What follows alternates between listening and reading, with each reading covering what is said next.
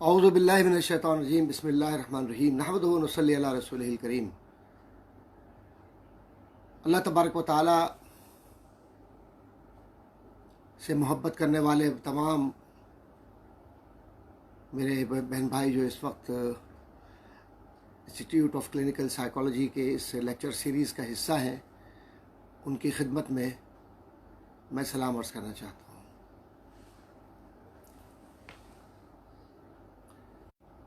कि एतिकाफ़ और एतिकाफ़ से जुड़े हुए बहुत सारे हमारे जो समाजी मसाइल हैं, रूहानी मसाइल हैं और बहुत सारे फ़िक्री मसाइल हैं जिनको आप थॉट प्रोवोकिंग स्कूल या इश्यूज़ कहते हैं, वो नज़र आते हैं। उन्हें देखते हुए हम इस बात को अपने जहन में रखें कि आज इस वक्त जबकि अब एतिकाफ़ अपने आखिरी मराहिल में है, 27 की शब गुज़र गई। आज अल्हम्दुलिल्लाह हम अपने रूहानी महीने यानी रमज़ान मुबारक के इख्तितामी लम्हात की तरफ जा रहे हैं। हमने दुआएं भी की हैं, हमने अल्लाह से मदद भी मांगी, नबी करीम सल्लल्लाहु अलैहि वसल्लम की सीरत का मुताला भी किया। बहुत सारे हमारी ज़िंदगी के पहलू ऐसे भी हैं जो परेशान कुन हैं, जिनसे हम वाकिफ़ हैं, कोई और वाकिफ़ नहीं, और रब वाकिफ़ है। हमने वो भी अल्लाह की बारगाह में सारे पहलू रखे और फिर उसके बाद अल्लाह तबारक व तआला से मदद मांग कर हम आगे बढ़ने की कोशिश भी करते रहे। तो सबसे पहले तो ये समझना चाहिए कि हमने एतिकाफ़ जो किया है, कि एतिकाफ़ में जो हम इस वक्त बैठे हुए हैं, इसका बुनियादी मकसद ये है कि हम अल्लाह को राज़ी करना चाह रहे हैं। और अल्लाह उस वक्त राज़ी रहता है जब हम अपने वादे को पक्का रखें।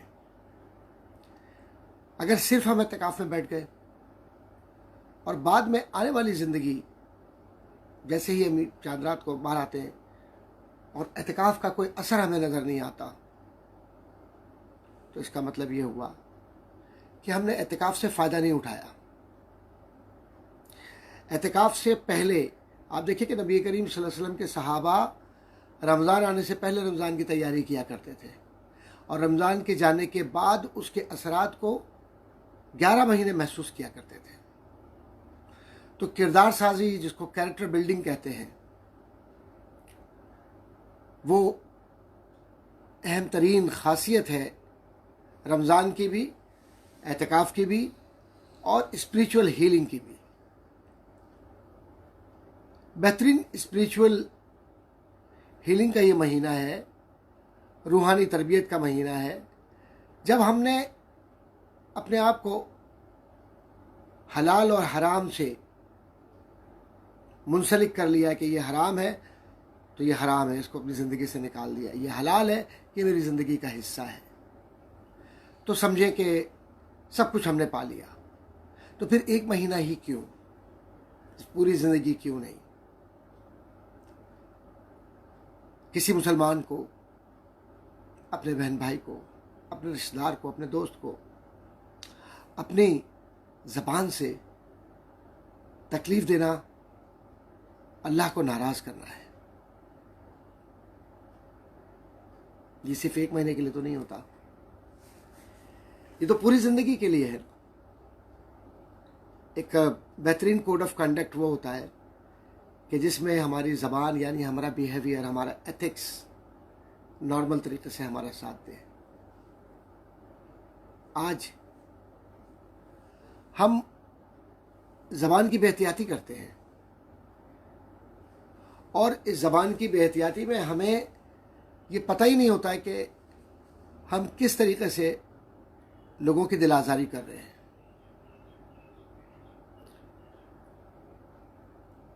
अल्लाह के नबी सल्लल्लाहु अलैहि वसल्लम का ये फरमान है कि मुसलमान एक जिस्म की मानंद है।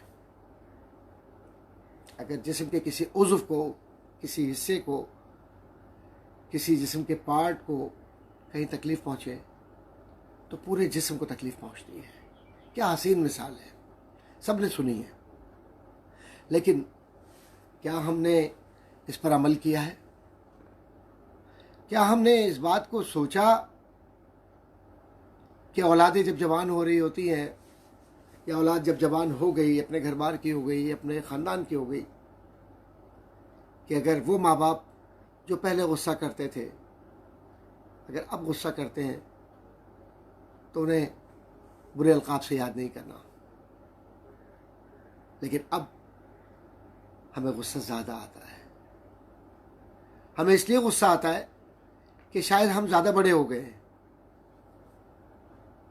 और इस बड़े होने की वजह से हम ये भूल जाते हैं कि जो सबसे बड़ा है, जिसने हमें बड़ा किया,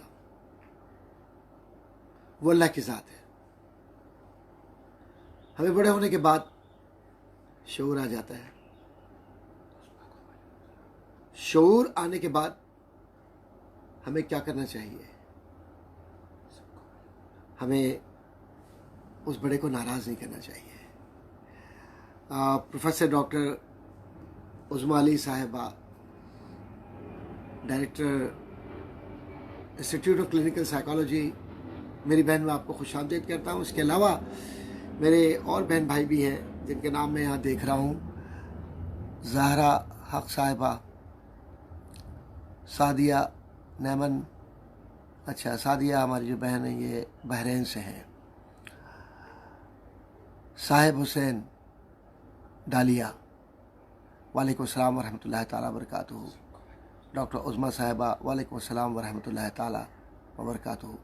आप लोग अपने सवालात भी लिखिए इसके अंदर, ताकि आज की गुफ्तगू में कुछ सवालात शामिल हों, उसके जवाबात की तरफ हम जाएं, हीलिंग के हवाले से, और इसके अलावा जो भी आपके जहन में बात आती है इंशाअल्लाह ताला उसको हम डिस्कस करेंगे। तो मैं ये अर्ज़ कर रहा था कि ये हमारी जो बहन है डॉक्टर उज़्मा साहिबा, ये जो माशाल्लाह महफिल सजा रही है ऐसे वक्त में कि जब दुनिया बंद है, कोई काम नहीं कर रहे, लोग घरों पर हैं, परेशान हैं, ज़हनी दबाव में हैं, ऐसे वक्त में डॉक्टर साहिबा ने सिर्फ ये एक सेशन मेरा ही नहीं, पता नहीं कितने सेशन इन्होंने, इनकी फैकल्टी ने मिलकर किए हैं। काबिल मुबारकबाद हैं ये लोग।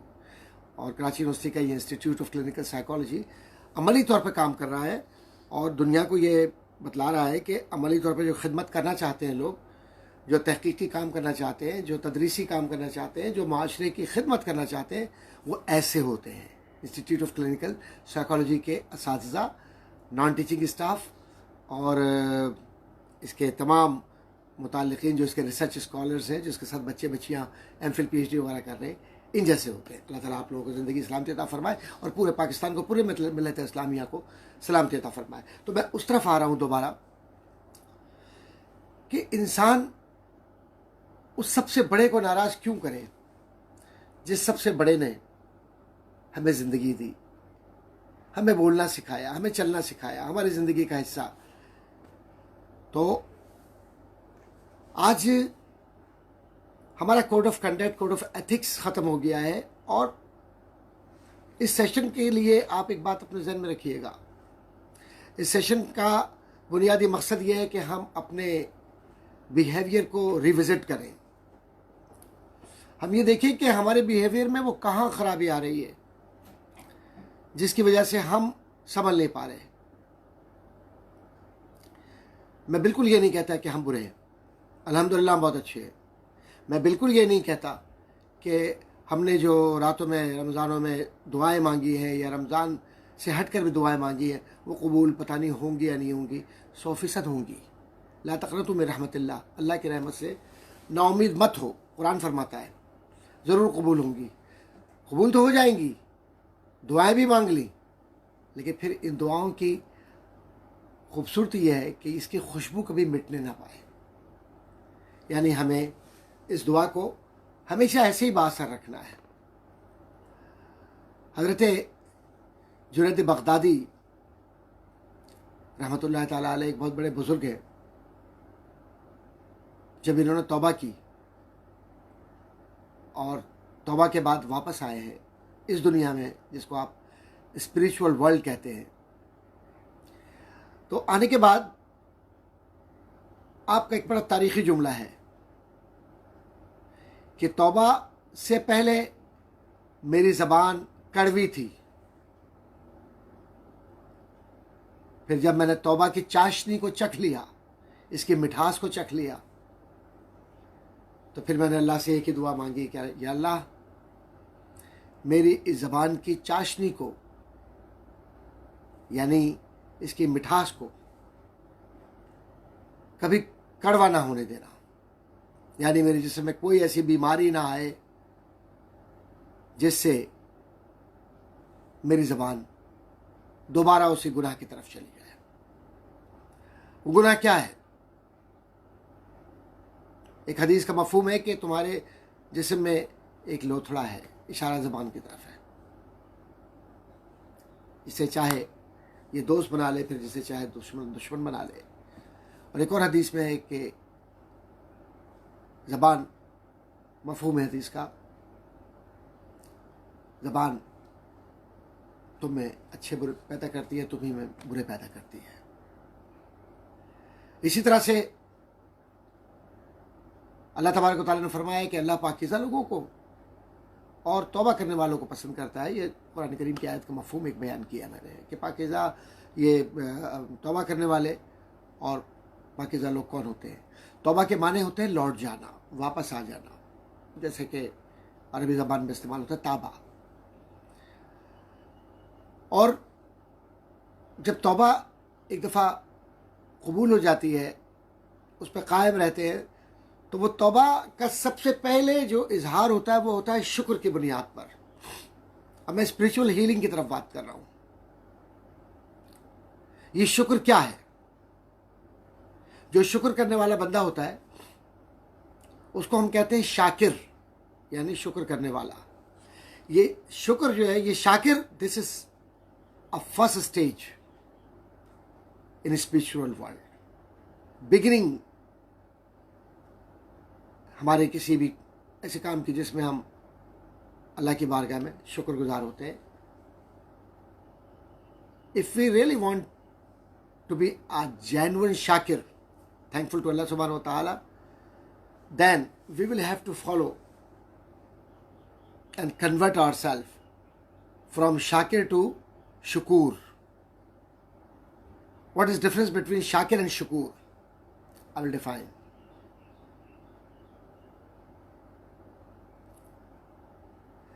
शाकिर वो शख्स होता है जो जिसको कुछ मिला और उसने कहा अल्लाह तेरा शुक्र है, ये शाकिर हो गया। लेकिन शुक्र वो है कि जिसे कुछ ना भी मिले तब भी वो अल्लाह का शुक्र अदा करे। शाकिर अपनी कंडीशन से अटैच होता है। जब वो हो गया तो उसकी ज़बान पर सुभान अल्लाह, माशा अल्लाह, अल्हम्दुलिल्लाह, या अल्लाह तेरा शुक्र है। नौकरी नहीं मिल रही थी, नौकरी मिल गई। औलाद कामयाब नहीं हो रही थी इम्तहान में, औलाद कामयाब हो गई। कहीं का वीज़ा लेना था, नहीं मिल रहा था, वीज़ा मिल गया, शुक्र अल्हम्दुलिल्लाह। सजदा भी कर लिया, सजदा शुक्र भी कर लिया। लेकिन जो अब्द शुकूर है, अल्लाह का शुक्रगुजार, वो बंदा जिसको शुकूर कहते हैं, ये वो शख्स होता है कि जिसको मिले या ना मिले, लेकिन वो दरवाजे से बंधा रहता है, दरवाजे के सामने झुका रहता है, सिर्फ उसकी ज़बान पर शुक्र होता है। घर में बेरोज़गारी है, फिर भी शुक्र के ज़बान पर लफ्ज़ है। घर में बीमारी है, तब भी ज़बान पर शुक्र का लफ्ज़ है। घर में आजमाइशें हैं, तब भी ज़बान पर शुक्र है। और ज़बान को बहुत सारे और दिल को बहुत सारे मसाइल हैं परेशानी के, तब भी शकवा नहीं आ रहा। सब्र और सुकून के साथ अल्लाह की बारगाह में सर झुका हुआ है। ऐसा बंदा जब शुक्र के मनाजिल से गुजरता है तो अल्लाह ताला उसको अपनी नेमतें अता कर देता है। ये नेमतें जब उसे मिल जाती हैं, कोई बड़े बड़े वजीफ़े नहीं किए, कोई चिल्ले नहीं किए, कोई घर बार छोड़ के जंगलों में नहीं गया, ये शख्स सिर्फ एक चीज़ पर अमल दरामद किया कि अल्लाह का शुक्रगुजार बंदा बन गया, तो अल्लाह ताला इसको डिक्लेयर कर देता है, अला इन्ना औलिया अल्लाहि ला खौफुन अलैहिम वला हुम यहज़नून, कि जान लो कि ये शख्स जो शुक्रगुजार है, जो तौबा करके अल्लाह की बारगाह में आ गया है, अब इसका दिल पाक हो गया है, तो अब ये मेरा शुक्रगुजार बंदा है कि मेरा दोस्त बन गया है। अब आज की दुनिया में दोस्त को दोस्त क्या देता है? आज की दुनिया में दोस्त को दोस्त धोखा देता है, झूठ बोलता है, फरेब करता है, दिल आज़ारी करता है। सब नहीं, लेकिन अक्सरियत है। लेकिन यहाँ पर जब दोस्त बन गया अल्लाह का ये शुक्रगुजार बंदा, तो अल्लाह ताला कहता है कि जा, तुझे मैं जो पोशीदा दुनिया है, हिडन वर्ल्ड है, मैं इसकी चाबियाँ दे रहा हूँ। अब ये चाबी क्या है, ज़रा गौर से सुनिएगा। अब मैं आ रहा हूँ उस तरफ जिस तरफ बात की गई है कि परेशानियाँ कैसे आती है। अब इसकी चाबियाँ कि इस परेशानी को दूर कैसे किया जाए। तुझे सबसे पहली चाबी मैं देता हूँ कि तू मुस्तजाबुद दावात है, यानी तेरी सारी दुआएं अल्लाह की बारगाह में इसलिए कबूल की जाएंगी कि इसमें दुआ के अंदर तेरी ज़ात कहीं नहीं आती, बल्कि तू लोगों के लिए दुआ कर रहा है और लोगों की अच्छाई चाह रहा है। तो हमारा दोस्त है, तो हमने तोहफ़ा ये दिया कि जिसके लिए भी दुआ करोगे तुम, मैं तुम्हारी दुआ कबूल करूँगा। तो दुआ एक ताकत है, दुआ एक हथियार है स्पिरिचुअल हीलिंग के लिए। आज हम इस बात को भूल जाते हैं कि जो हिडन वर्ल्ड है, इविल वर्ल्ड है, इसके अंदर कई मसाइल आते हैं। एक वो आते हैं जो आपके सोशल लाइफ से हैं, बीवी, बच्चे, घर, लड़ाई झगड़े, फला। अब ज़रा सा मैं एक हिडन वर्ल्ड की तरफ जाता हूँ कि आपका घर है, हंसता बसता है, घर के अंदर आप लोग बहुत अच्छी तरह रह रहे हैं, मियाँ बीवी, माँ बाप, बहन भाई, सारे ख़ानदान अच्छी तरह रह रहा है। ऑल ऑफ अ सडन लड़ाई झगड़े शुरू हो जाते हैं। देखिए, बड़ी अहम बात कह रहा हूँ मैं, इस बात को अपने जहन में रखिएगा। अब घर के अंदर नफरतें शुरू हो जाती है, घर टूटने लगता है, बीवी शौहर की शक्ल देखना नहीं चाहती, शौहर बीवी की शक्ल देखना नहीं चाहता, माँ बाप बज़्ज़न हो जाते हैं औलाद से, घर के हालात ऐसे हो जाते हैं। अल्लाह के नबी सल्लल्लाहु अलैहि वसल्लम ने फरमाया कि नज़र बद, हदीस का मफ़हूम बयान कर रहा हूँ, एक बड़ी बुराई है। ये इविल आई क्या होती है? इविल आई के कॉन्सेप्ट से मुसलमानों में खाली तवाहुम परस्ती के लिए नहीं है, हदीसों में मौजूद है। ये इसकी रेमेडी भी बताई गई है।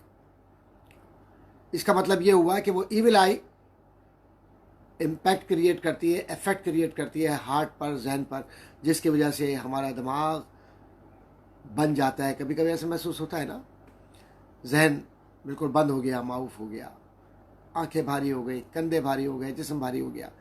अब क्लिनिकल साइकोलॉजी के लोग उसको दूसरे एंगल से देख रहे होंगे, साइकेट्रिस्ट, साइकोलॉजिस्ट, और इनसे हटकर, इस वर्ल्ड से हटकर कुछ और लोग हैं जो उसको अपने अंदाज से देख रहे होंगे, अपने इल्म के एतबार से। लेकिन तसव्वुफ़ के अंदर, सूफ़ीज़म में जो बुज़ुर्गान दीन का तरीक़ाकार है, अल्लाह के दोस्तों का तरीक़ाकार है, जो कुरान के ज़रिए कुरानिक हीलिंग करते हैं, वो इसको बिल्कुल अलग अंदाज से देख रहे होंगे। हमें अपने जहन में ये बात रखनी है कि जितने भी हम अपने जहन के अंदर सवालात रखते हैं, उन सवालात को हम एक बात से जज कर सकते हैं कि आज जो ज़िंदगी का दबाव है, इस ज़िंदगी के दबाव को क्या स्पिरिचुअल हीलिंग कम कर सकती है, मदद कर सकती है, रिमूव कर सकती है, या महज हम तवहुमात में, एक मिथ में चले गए हैं। मैं एक बात अर्ज करना चाहता हूं कि आपने बहुत से बुजुर्गान दीन के नाम सुने होंगे। बाबा फरीद गंज शक्कर रहमतुल्लाह ताला अलैह, दाता गंज बख्श रहमतुल्लाह ताला अलैह, ख्वाजा मोइनुद्दीन चिश्ती रहमतुल्लाह ताला अलैह, ख्वाजा उस्मान हारूनी रहमतुल्लाह अलैह, ख्वाजा नक्शबंद रहमतुल्लाह ताला अलैह, ख्वाजा सोहरवर्द रहमतुल्लाह ताला अलैह, मौलाना रूमी रहमतुल्लाह ताला अलैह, ख्वाजा शम्स तबरेज़ रहमतुल्लाह ताला अलैह, शेख अब्दुल कादिर जीलानी रहमतुल्लाह ताला अलैह, अब्दुल्ला शाह गाजी रहमतुल्लाह ताला अलैह। ये तमाम बुजुर्गान दीन कौन थे? ये स्पिरिचुअल हीलर्स थे। ये बुजुर्ग बने कैसे? ये शरीयत पर अमल करने वाले उलमा थे, आलिम थे। इनको कहते हैं उलमाए रब्बानियीन, द फ्रेंड्स ऑफ अल्लाह सुब्हानहू व तआला। इनका कैरेक्टर क्या था? इन्होंने कभी किसी मुरीद से पैसे नहीं मांगे।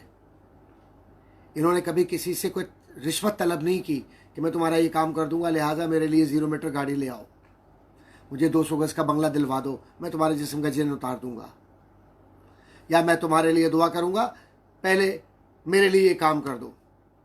ये अनकंडीशनल पर्सनालिटीज़ थी। इनके पास कोई कंडीशन नहीं थी किसी के लिए। और अगर कुछ ला के कोई दे देता तो ये अल्लाह के राह में उसी वक्त तकसीम कर देते थे। कहते थे कि हमें अपने घर में इस चीज़ को रखना हराम है, सूरज ढलने से पहले पहले तकसीम कर दो। ये सारे वाक़यात मौजूद हैं। और अल्लाह ताला ने इनकी इसी अदा को पसंद करते हुए अल्लाह तबारक व तआला ने इनकी दुआ को कबूल कर लिया। अब आज जो दुनिया है, इस दुनिया में जो कुछ नज़र आ रहा है, इस दुनिया का बुनियादी तरीक़ेकार ये है कि दुआ का तरीक़ेकार भी हमारे ज़हनों से निकल गया है। दुआ इखलास नीयत के साथ होती है।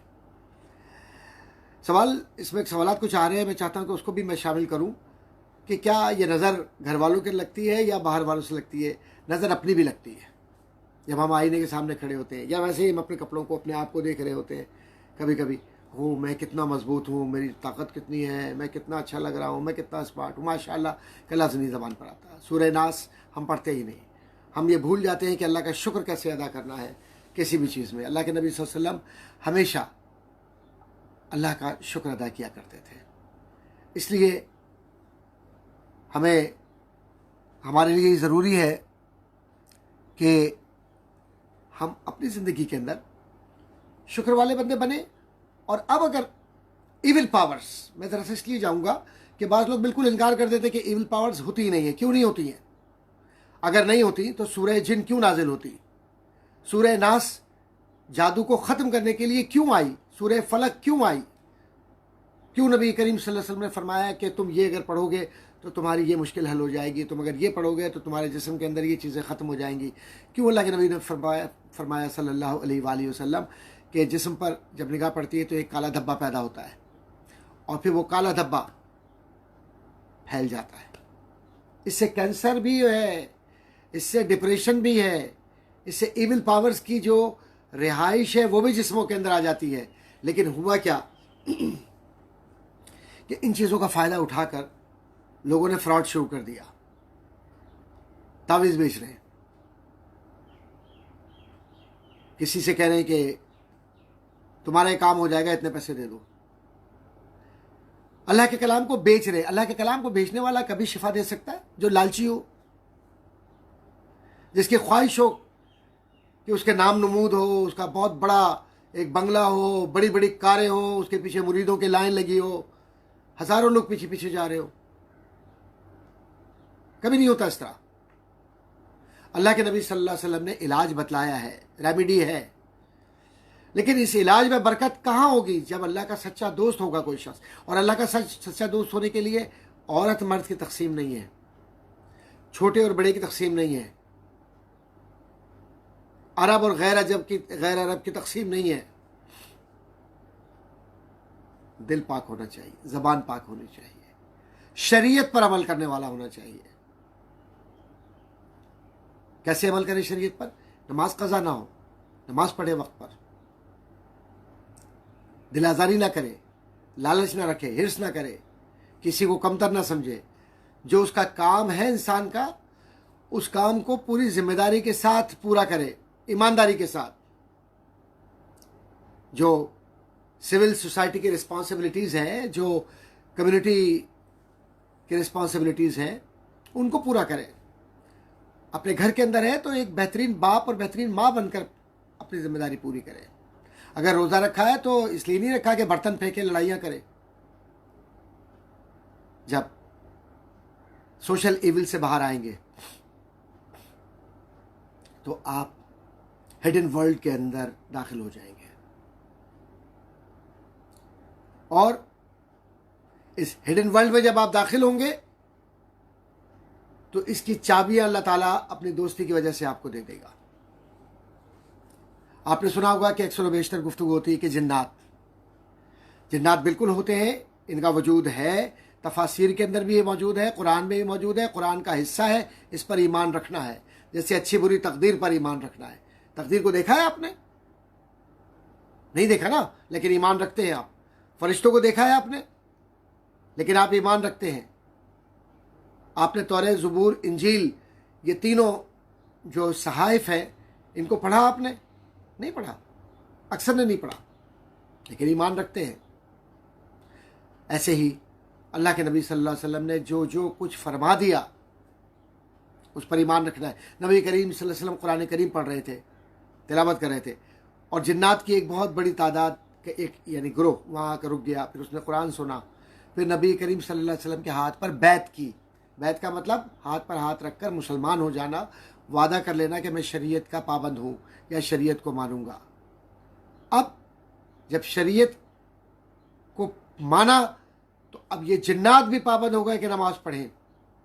ये जिन्नात भी पाबंद हो गए कि वही तमाम पाबंदी है जो शरीयत ने इंसानों पर लगाई है, वो जिन्नात पर भी है। अब अक्सर व बेशतर कहते हैं वो फला आदमी पर मुसलमान, वो फला औरत पर मुसलमान जिन आ गया। मुसलमान जिन नहीं आता, वो काफिर जिन होता है जो मुसलमान बनकर धोखा दे रहा होता है। इसलिए कि कैसे मुमकिन है कि जब एक मुसलमान मर्द एक मुसलमान औरत से जो माशरे के अंदर है हाथ नहीं मिला सकता, गले नहीं लग सकता, तो जिन उसके जिस्म पर कैसे आ सकता है जो मुसलमान हो, शरीयत का पाबंद हो। अगर इतनी सी बात हम समझ लें तो हम धोखे से बच जाएंगे।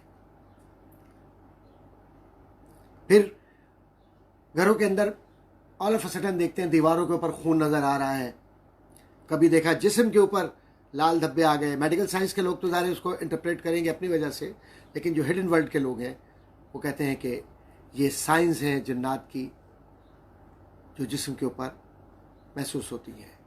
कभी कभी जिस्म पर काटे हुए निशानात होते हैं, कभी कभी हमें बिला सबब गुस्सा आता है, नज़र है, नज़र की वजह से होता है। कभी कभी दिल चाहता है सब तबाह कर दो, तलाक ले लो, ख़त्म कर दो, घर को बेच दो, निकाल दो, खुदकुशी कर लो, सुसाइड की तरफ चले जाओ, एक्सट्रीम बिहेवियर जिसको आप कहते हैं। तो ये जो तकलीफ होती है, ये तकलीफ उस वक्त होती है जब हमारा कमज़ोर ताल्लुक़ होता है नमाज से, जब कमज़ोर ताल्लुक़ होता है ज़िक्र से। अल्लाह के नबी सल्लल्लाहु अलैहि वसल्लम ने फरमाया कि तुम्हारी सारी बलाओं का, मुश्किलों का, परेशानियों का हल एक ही बात में कि अल्लाह का जिक्र करो। ला इलाहा इल्लल्लाह मुहम्मदुर रसूलुल्लाह अस्तगफिरुल्लाह रब्बी मिन कुल्लि ज़ंबिन व अतूबु इलैहि ला हौला वला कुव्वता इल्ला बिल्लाहिल अलिय्यिल अज़ीम। कभी हमने सोचा है कि इन कलिमात का मतलब क्या होता है? हमने देखा कि कोई किसी को कुछ बोल रहा है ना, अस्तगफिरुल्लाह रब्बी मिन कुल्लि ज़ंबिन, ओ जी शैतान आ गया इसके ऊपर, तो छोड़ो। वो सामने से आ रहा है कोई, ला हौला वला कुव्वता इल्ला बिल्लाह, इसकी शक्ल देख के मुझे तो गुस्सा आता है, ये तो क्या आदमी है, ये क्या हो रहा था, इसकी शक्ल देख के मुझे ला हौला वला कुव्वता इल्ला बिल्लाह। हमने इसको नौज़ुबिल्लाह मिन ज़ालिक गाली के लिए इस्तेमाल करना शुरू कर दिया। अरे अल्लाह का कलाम बरकत के लिए था, हमने उसको नेगेटिव बना दिया। और जिसने लाहौल पढ़ा तो दूसरा, लो जी मुझे शैतान समझ के लाहौल पढ़ रहा है, मुझे शैतान समझ गया है तो लाहौल पढ़ रहा है मुझ पे। ये ये हमारा माइंड सेट है। एक एक्सट्रीम वो है जो तावीज़ बेच रहे, ज़बरदस्ती की पीरी मुरीदी करके बेवकूफ़ बनाया हुआ लोगों को, जो अल्लाह उसके नबी का तरीक़ेकार है उनको शरीयत सिखाना है, नमाज का पाबंद करना, मुरीदों को सच कहना, चाहे वो मुरीद रहे ना रहे, नहीं उनसे पैसे लेने हैं ना, नाम लेना है, इलेक्शन जीत से, और बहुत सारे अपने फ़ायदे उठाने हैं। पीर साहब को अपने औलादों के लिए सरकारी नौकरियां लेनी है, सारों की बात नहीं कर रहा, सब नहीं है ऐसे, बड़े बड़े शेख, बड़े बड़े बुजुर्ग अल्लाह वाले मौजूद हैं जिनकी वजह से दुनिया चल रही है, मैं उनका एहतराम करता हूँ। लेकिन अक्सरियत ये टेलीविज़न के बाबे जो टीवी के ऊपर नज़र आते हैं, क्या तमाशा मचाया हुआ है। ये इस्तिखारा ऐसे होता है? अल्लाह के नबी सल्लल्लाहु अलैहि वसल्लम ने इस्तिखारे का क्या तरीका बतलाया है? अल्लाह से मशवरा ऐसे होता है? यूं पलक झपकी, यूं किया, हाँ जी हाँ मैंने इस्तिखारा कर लिया, आपके ऊपर जिन है, कल सुबह आप 9 बजे मर जाएंगे, नौज़ुबिल्लाह मिन ज़ालिक। कहाँ लिखा हुआ शरीयत के अंदर? मेरे आका ताजदार मदीना सल्लल्लाहु अलैहि वसल्लम से ज़्यादा कोई जानने वाला था दुनिया के अंदर कायनात को? कहीं हुजूर ने इस तरह का बिहेवियर किया है? हम कहते हैं, और हमारे पास अक्ल भी नहीं, हम सोचते भी नहीं, फिर भी हम उनके पीछे पीछे भाग रहे हैं पागलों के तरीके से। क्यों नहीं किताबें उठाते हो? क्यों नहीं पढ़ते हो बुखारी? क्यों नहीं पढ़ते हो मुस्लिम? क्यों नहीं पढ़ते हो तिरमिज़ी, नसाई, अबी दाऊद, मेरे नबी की सुन्नत की किताबें जिसके अंदर मसनून दुआएं मौजूद हैं? क्यों नहीं पढ़ते बुजुर्गान दीन की किताबें, कश्फुल महजूब, अल फतह रब्बानी, गुनियतुत तालिबीन, सीर सुलूक? क्यों नहीं पढ़ते अल मुअय्यद? क्यों नहीं पढ़ते शेख अब्दुल कादिर जिलानी की सिर्रुल इसरार, ख्वाजा नक्शबंद की किताब, क़ुतुल क़ुलूब, जज़्बुल क़ुलूब, शेख अब्दुल हक मुहद्दिस ज़ैलवी की? इन बुजुर्गान दीन ने इलाज बताए हैं सब। गौस गवालियारी की किताब जवाहिर खमसा, लेकिन खुद नहीं पढ़ना, सारे काम बाबे करेंगे। बाबे करेंगे तो यही करते हैं, बाबे आधा घर लुटवा देते हैं, तबाह कर देते हैं लोगों को। सादा लोग अपने घरों को, ज़मीनों को, अपने आप को बेच कर पूरा करते हैं कि शायद अब ठीक हो जाए। अरे जो पैसे का तलबगार हो वो कैसे ठीक कर सकता है किसी को? उसके हाथ में वैसे भी कोई क्या ठीक कर सकता है? मेरा रब ठीक करने वाला है। इसलिए मैं ये अर्ज़ कर रहा हूँ मेरे बहनों भाइयों, आज के जो सेशन है और जो आज की गुफ्तगू है, इसमें अपने ज़हन में रखिए कि परेशानियों का मतलब ये नहीं है कि हम अपने आप को मज़ीद परेशान करने के लिए फ्रॉड लोगों से अटैच कर लें। टेलीविज़न पर जो एक प्रोग्राम ख़रीद कर, इश्तिहार लेकर, इश्तिहार देकर टीवी पर आ रहा है, मैं सबको नहीं कहता, उनके नहीं कोई एक आध हो बेहतर, लेकिन जो तरीक़ेकार जो देखता हूँ मैं, जहाँ देखता हूँ कि एक पलक झपकते ही आपका मसला बयान कर दिया और आपका मसला हल कर दिया। ये तो हज़रत सुलेमान अलैहिस्सलाम का वो शख्स हो गया जिसने यूँ पलक झपका और तख्ते बिल्किस उठा कर ले आया। तो कम से कम आज के दौर में तो जो लोग हैं ऐसे, वो अपने आप को जाहिर नहीं करते। तमन्ना दर्द दिल की हो तो कर खिदमत फ़कीरों की, नहीं मिलता ये गौहर बादशाहों के ख़ज़ीनों में। अल्लाह वाले हैं, वो जाहिर नहीं करते, आपके साथ होते हैं, आपसे मिलते हैं, बैठते हैं, बातें करते हैं, आपके साथ वक्त गुजारते हैं, किसी को पता नहीं होता। जैसे वाक़या बयान करता हूँ, दिल्ली में एक साहब थे, वो बावर्ची थे, वो कहते थे रोटी अपनी लाओ, सालन मेरी तरफ से ले जाओ, रोटी अपनी लाओ, सालन। एक शख्स आया, कोई फ़कीर, उसने कटोरा आगे किया सालन के लिए, उन्होंने यूँ डाला तो अंदर से जवाहरात निकल आए, और जवाहरात निकल आए तो उन्होंने यूँ करके देखा, दोबारा अंदर डाल दिया, फिर निकाला सालन देने के लिए, फिर जवाहरात निकल आए। तो ये जो बुज़ुर्ग थे जिनके हाथ में कटोरा था, हंसने लगे, कहने लगे कि ज़ाहिर हो गए ना, ज़ाहिर हो गए ना। बस उन्होंने अल्लाह अकबर की एक सदा बुलंद की, ज़मीन पे गिरे और ख़त्म हो गए। अल्लाह वालों के राज खुल जाए तो फिर वो जीते नहीं हैं, दुनिया से चले जाते हैं। हमें बेहतरीन रास्ता ये इख्तियार करना चाहिए कि अल्लाह और उसके नबी सल्लल्लाहु अलैहि वसल्लम से अपने रिश्ते को मजबूत करें। हमारी ज़बान पाकीज़ा है, हम कलमा पढ़ने वाले लोग हैं, हर दिल पाकीज़ा है, वली दिल है, बस प्रैक्टिस की ज़रूरत है। शरीयत को थाम के रख ले, शरीयत कामयाबी है, सब कुछ ठीक हो जाएगा। तो मैं बात कर रहा था, जिस्मों पर जिन्नात आते हैं, जिस्मों पर असरात आते हैं, जिस्मों पर रूहें आती हैं, घरों के अंदर रूहें होती हैं, घरों के अंदर जिन्नात रहते हैं। वैसे भी जिन्नात की तादाद इंसानों से ज़्यादा है, इसीलिए खाली घरों में, खाली इलाकों में, खाली चीज़ों में बड़ी एहतियात करनी चाहिए। दूध खुला छोड़ना, बाज़ औक़ात उस पर असरात आ जाती है, उसको इस्तेमाल कर लेते हैं। जिन्नात की महबूब ग़िज़ा क्या है? कोयला, हड्डी। नबी करीम सल्लल्लाहु अलैहि वसल्लम ने फरमाया, एक सहाबी हड्डी उठा के ले आए तो हुज़ूर ने फरमाया कि जिन्नात की ग़िज़ा है, इसे इस्तेमाल ना करना। ऐसे ही कोयला, सफ़ेद चीज़, दूध, दही खुला ना छोड़े। जो घर है, कमरा है, इसकी बेहतरीन हीलिंग ये है कि कुरान करीम की सूरह नास की तिलावत करके और अपने घर के अंदर चारों तरफ हिसार कर दें। आयतुल कुर्सी जिन्हें याद है वो पढ़ते हैं, वो भी कर सकते हैं। बड़े बड़े वजीफ़े करने की ज़रूरत नहीं है। कभी कभी बड़े बड़े वजीफ़े करने वाले लोग बड़ी मुश्किल में आ जाते हैं, रिजत हो जाती है। रिजत का मतलब यह है कि उससे ऐसे एलर्जिक सिम्टम्स ज़ाहिर होते हैं कि जिससे आदमी एबनॉर्मल हो जाता है। क्यों? कि अपनी मर्ज़ी की किताबें मार्केट से ख़रीद ली और वो मार्केट की जो किताबें हैं वो हमने पढ़ी और पढ़ने के बाद उन किताबों को हमने बंद कर दिया और उसमें लिखा है जिन्नात को काबू किया जाए, मौक्किल को काबू किया जाए। मौक्किल क्या है? एक मौक्किल के अंदर में करोड़ों अरबों जिन्नात होते हैं जो एक यानी मक्खी की आंख और कान के अंदर भी छुपकर अपना रास्ता तलाश कर लेते हैं। जिन्नात उन जिन्नात को मौक्किल खींच के बाहर ले आते हैं। और मौक्किल क्या होते हैं? ये फरिश्ते होते हैं। ये स्पिरिचुअल हीलिंग की सबसे बड़ी ताकत होती है किसी हीलर के पास या किसी अल्लाह वाले के पास। ये अल्लाह का तोहफा होते हैं उनके लिए। अब हम क्या करते हैं?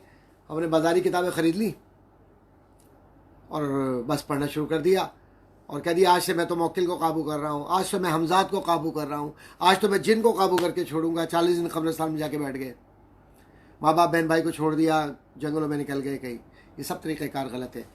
जो बुज़ुर्ग अल्लाह वाले होते हैं वो अपनी निगाह में रख कर प्रैक्टिस करवाते हैं। जैसे आप क्लिनिकल साइकोलॉजी के अंदर कितने आपके जो है वो सब्जेक्ट मैटर्स होते हैं जिसमें आप अपनी एक ख़ास इन्वायरमेंट में बैठकर प्रैक्टिस करते हैं। ऐसी अल्लाह वाले अपनी निगरानी के अंदर अपने मुरीदों को, सालिकीन को, सीकर्स को प्रैक्टिस कराते हैं और फिर वो दुनिया की खिदमत करते हैं। उनकी कोई लालच नहीं होती।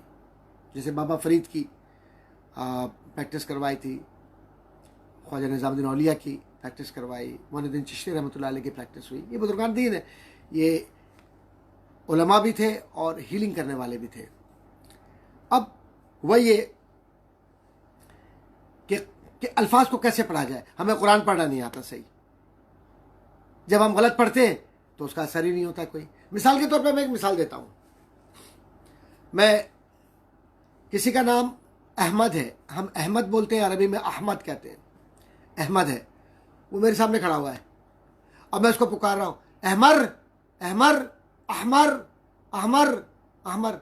क्या वो मुझे रिस्पॉन्ड करेगा? नहीं करेगा, नहीं करेगा।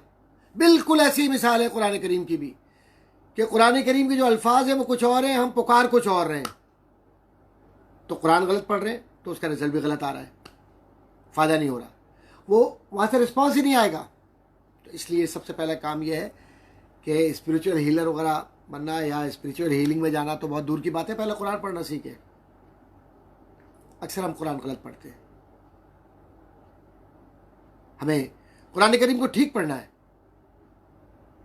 और कुरान करीम को ठीक पढ़ने का बेहतरीन तरीका यह है कि किसी बुज़ुर्ग की निगाह से, किसी बुज़ुर्ग की तरबियत में, किसी अल्लाह वाले के सामने बैठकर, किसी आलिम के सामने बैठ के कुरान को पढ़े भी और उस दुआ को समझे भी। अक्सर ये होता है किसी कुरान ख़्वानी में चले गए, किसी मिलाद में चले गए, किसी मजलिस में चले गए, किसी तबलीगी जगह पर बैठ गए, सुन लिया, जो जिसने बता दिया हमने शुरू कर दिया, पढ़ना शुरू कर दिया। जैसे एक मामूली सी बीमारी होती है सर दर्द की या पेट की, तो प्रॉपर एक डॉक्टर की ऑब्जर्वेशन में रहकर हम दवा खाते हैं। ऐसे ही हमें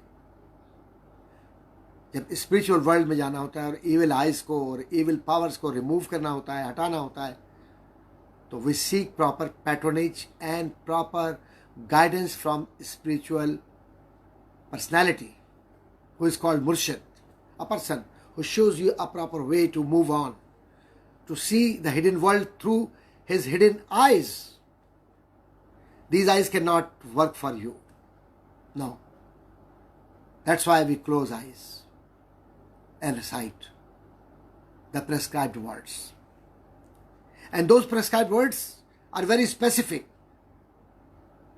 with such a manner that we will see from inside, and we will see the powers roaming around, moving here and there, and showing their colors. While we practice this, so we would know this is time of success. And success rate is 100% if we are sincere, if we are devoted, that we are getting all these things, or we are gaining all these powers to serve humanity. If this is my intention, then obviously I'll be successful. But if I have some other intentions, एक दफ़ा आने दो मेरे पास, मैं खूब पैसा कमाऊंगा, $1 million कमा लूंगा अमेरिका जाकर, कनाडा जाकर, जापान, जर्मनी, कहीं दुनिया भर में। परेशानियां तो हर जगह ही होती है, कुछ भी नहीं मिलेगा, कुछ भी नहीं मिलेगा। तो अब ये जो जिन्नात हैं या ये जो पावर्स है इस तरह की, यह हक है, इसका इनकार नहीं कर सकते, कुरान का हिस्सा है। लेकिन जिन्नात को काबू करने के लिए क्या हर आदमी बना है? नहीं भाई, ऐसा काम नहीं है, ना करें। वो घर में लड़ाई झगड़े हो गए सास और बहू के, कहाँ नहीं होते। लो जना फतवा आ गया कि बहू ने सास पर जादू कर दिया है, या सास ने बहू पर जादू कर दिया है, एक दूसरे के दुश्मन बन गए। क्यों? कि एक बाबा जी ने कह दिया है कि तेरी सास ने तेरे ऊपर जादू कर दिया है। बस अब वो लड़की ने अपने दिल में ये बात बिठा ली, अब वो माँ अपनी यानी अपनी सास के मरने की दुआएं कर रही है। वो शख्स तो झूठ बोल रहा है। आप क्यों किसी के लिए बद्दुआ कर रही है? आप क्यों दिल में नफरत पैदा कर रही हैं? उसके बेटे के दिल में भी, अपने लिए भी, अपने घर के लिए भी क्यों तबाही ला रही हैं? ऐसे ही बहू कि मैं क्या करूं, मेरा बेटा तो बड़ा नेक था, बड़ा अल्लाह वाला था, कभी तो निगाह उठा के भी किसी लड़की की तरफ यूं नहीं देखता था। बस ये तो इस लड़की ने काला जादू कर दिया, मेरा बेटा तबाह हो गया, मेरे हाथ से निकल गया। तो भाई शादी के बाद जो सोशल प्रॉब्लम्स आते हैं घर के अंदर, उसके अंदर बेटा डिवाइड हो जाता है। कभी बेचारा माँ के सुन रहा होता है, कभी बीवी की सुन रहा होता है, कभी अपने घरेलू मसाइल होते हैं, कभी वहाँ नौकरी के मसाइल होते हैं, कभी ज़िंदगी के मसाइल होते हैं। फतवा लगा दिया है कि ये जो मेरी बहू है ना, इसकी माँ फलां जगह आती है तो वहाँ से काले काले जादू के तावीज़ लेकर आती है। वो हमें पिलवा दिए थे, हमारे घर में आती थी। बस हमारी बेटी ने इस लड़की ने मेरे बेटे पे चक्कर चलाया, लिहाजा वो शादी हो गई। तुम्हारा बेटा बड़ा अल्लाह वाला था, दूध पीता हुआ था, फीडर पीता था, वो उसको नहीं पता था इस लड़की को मैं क्यों पसंद कर रहा हूँ। नज़र नहीं आता था, चश्मा बगैर चश्मे के देख रहा था वो। ऐसे मत करें किसी बच्ची के साथ। जैसे तुम्हारी अपनी बेटियां हैं, ऐसी वो भी किसी की औलाद है। मत ले बद्दुआएं इस तरह की बातों से, इन बाबों के कहने पर, जिनको अपना नहीं पता वो क्या बताएंगे किसी के ऊपर क्या है। होता है, लेकिन ऐसे लोग सिर्फ पैसा कमाने से, वो जब डिवाइड करते हैं तो दोनों तरफ से पैसा आता है और दोनों के एडवाइजर होते हैं। ये मैंने देखे ऐसे केसेस बहुत सारे। ऐसे वक्त में हमें अल्लाह से मदद मांगनी चाहिए। और बेहतरीन हीलिंग क्या है? कुरान करीम की तिलावत रोज़ाना करनी चाहिए और कुरान करीम को दिल से लगा कर रखना चाहिए। एक हदीस का मफहूम है कि अगर कुरान करीम सामने भी है और प्यार से आप उसको देखते हैं, ये भी इबादत है, इसके भी आपको फ़ायदा पहुंचता है।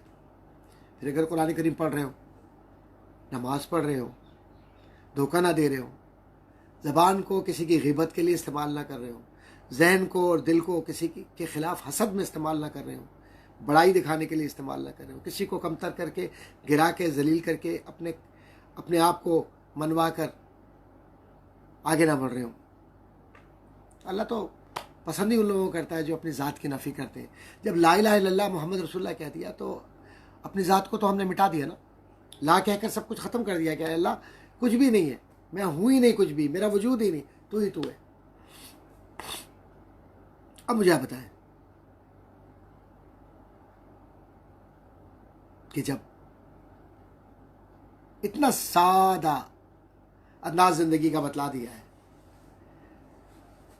तो क्या मुश्किल आती है? मुश्किल कहाँ आती है फिर? नहीं आती। अब हम पर है कि हम मुश्किल खरीदते हैं या आसान रास्ता लेते हैं। तो आस्था मेरे बहन भाइयों, आसान रास्ते की तरफ जाएं। वो जो सुन्नत के अंदर तरीक़े बतलाए हैं, कुरान करीम की दुआएं हैं, उनको पढ़ें, नमाज़ पढ़ें। किसी बुज़ुर्ग अल्लाह वाले को जानने के लिए सिर्फ एक ही मेयार काफ़ी है, जो लालच ना करे, जो सच समझाए, जो खैर की तरफ बुलाए, जो दुआओं की तरफ बुलाकर दुआ के ज़रिए आपके दिलों को सुकून अल्लाह की राह में दे। और सबसे बड़ी दुआ ज़िक्र है, ज़िक्र अल्लाह। अल्लाह के नाम याद कर लें, नबी करीम सल्लल्लाहु अलैहि वसल्लम के नाम याद कर लें। अल्लाह के नाम याद करना ज़िक्र है और नबी करीम सल्लल्लाहु अलैहि वसल्लम के इसमें गिरामी को पढ़ना दरूद है। अब आप बताइए, आप अल्लाह के नाम भी पढ़ रहे, हुजूर सल्लल्लाहु अलैहि वसल्लम के नाम भी पढ़ रहे हैं, या दरूद इब्राहिमी पढ़ रहे, भलाई कैसे आएंगी? जब अल्लाह का जिक्र मौजूद है तो फिर कोई और ताकत कैसे आएगी वहाँ, उस घर में, उस दिल में, उस जहन में, उस शख्स पर? इसके बावजूद भी अगर मुश्किल होती है तो फिर सुन्नत के तरीक़े हैं, उन सुन्नत के तरीक़ों के मुताबिक अपना इलाज कीजिए, अपनी हीलिंग करवाइए। और आज का दौर या कल का दौर, सिर्फ दुनिया, मकामात और जगह और कैरेक्टर बदल गए हैं, चेहरे बदल गए हैं, इंसान एक जैसा ही है, या तो अच्छा है या बुरा है। तो अच्छों के साथ हो जाइए। कुरान फरमाता है कूनू मास सादिकीन, सच्चों के साथ हो जाओ। और आप सच्चे हैं माशाल्लाह, तो जब सच्चे हैं तो फिर सच्चों के साथ हो जाए। यानी नमाज, रोज़ा, ज़कात, हज, अल्लाह से प्यार, नबी से प्यार, हुजूर करीम सल्लल्लाहु अलैहि वसल्लम पर दुरूद, सलाम, नात, दुआएं, सबका भला चाहना। देखें ना, ये करके तो देखें, हसद की दुनिया से जलती हुई आग से बाहर तो निकलें। किसी की दूसरे की औलाद की खुशी में खुद खुश होकर तो देखें कि आपकी औलाद के दरवाजे पर खुशियाँ कैसे आती हैं। किसी का हाथ थाम कर तो देखें किसी की मदद करने के लिए, फिर देखें कि मेरा रब कैसे आपका हाथ थामता है, हमारा हाथ थामता है। कहते हैं हमारा काम नहीं हो रहा, इतना अरसा हो गया, काम बिगड़ रहा है, काम बिगड़ रहा है। सिर्फ अपने काम का सोच रहे हो, पहले दुआएं तो करो सबके लिए, फिर देखो तुम्हारे काम कैसे बनते हैं। मेरे अजीज़ों, मेरे दोस्तों, बहुत आसान है ये। अगर ज़िंदगी के अंदर हम ये तय कर लें कि किस तरीके से हमें अपने आप को लेकर चलना है, तो इसका बेहतरीन तरीका यह है कि हम अपनी ज़बान को दुआओं के लिए वक्फ़ करें, सबकी बेहतरी के लिए वक्फ़ करें। अपने हाथों को अपने घर के लिए नहीं, सिर्फ अपने घर के तो फ़र्ज़ है ही, हम पर लाजिम है, दूसरों के घरों के बनाने के लिए भी, उनकी हिफाजतों के लिए भी वक्फ़ करें। हम सबसे अपने आप को आखिर में रखें और दुआएं सबके लिए करें, सबके लिए बेहतर चाहें। तो कोई रीज़न नहीं है कि बेहतरी ना हो। इसके असरात क्या होंगे? मेंटल पीस आपको मिलेगा, और सबसे बड़ी बात यह कि अल्लाह की दोस्ती आपको मिलेगी। सुभान अल्लाह, कोई बहुत बड़ा सौदा नहीं है। और अल्लाह की दोस्ती कैसे मिलेगी? ये बाज़ारों से नहीं खरीदी जा सकती, by one get one free, और न ये जंगलों में कहीं छुप कर बैठने से गारों के अंदर मिलती है। अल्लाह की दोस्ती का बेहतरीन तरीका ये है कि अल्लाह के बंदों का ख्याल करो, अल्लाह के बंदों की मदद करो। जो अल्लाह के बंदों की मदद करता है, रब उसकी मदद के लिए आगे बढ़ता है। आप 1% इन्वेस्टमेंट करेंगे, अल्लाह की तरफ से 100% इन्वेस्टमेंट आप पर हो जाएगी। अगर कोई इस राज को पाले तो बकौल शायर के, जो फ़लसफ़ियों से हल ना हुआ